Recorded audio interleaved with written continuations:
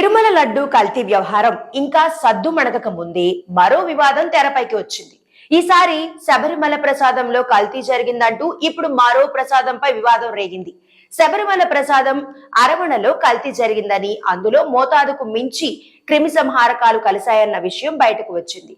దీంతో ఇప్పటి వరకు తయారు చేసిన అరవణ ప్రసాదం డబ్బాలను ఎరువుగా మార్చనున్నారు. శబరిమల అయ్యప్ప దేవాలయంలో 6.65 లక్షల కంటైనర్లలో ఈ ప్రసాదం ఉంది. వీటిని గత ఏడాదిగా వాడకుండా అలానే ఉంచేశారు. ప్రసాదం తయారీలో ఉపయోగించిన యాలకుల్లో ఆమోదించదగ్గ స్థాయి కన్నా అధిక మోతాదులో క్రిమి సంహారకాలు కలిసినట్టు ఆరోపణలు వచ్చాయి. అందువల్లనే అరవణ ప్రసాదం పంపిణీని నిలిపివేశారు. అయితే అరవణను పెద్ద మొత్తంలో పారవేయడం అధికారులకు అనేక సవాళ్లను తెచ్చిపెట్టింది. అటవీ ప్రాంతాల్లో పారవేసేందుకు అధికారుల నుంచి వ్యతిరేకత ఎదురైంది. దీంతో భక్తుల మనోభావాలు దెబ్బతినకుండా ఉండడానికి టీడీపీ దానిని శాస్త్రీయ విధానంలో పారబోసేందుకు టెండర్లను ఆహ్వానించింది.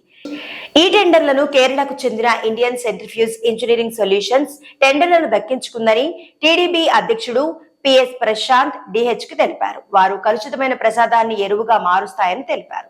హైదరాబాద్ లోని తమ సదుపాయానికి తీసుకెళ్లిన తర్వాత అరవణను శాస్త్రీయంగా ఎరువుగా మార్చాలని వారు ప్రతిపాదించారు.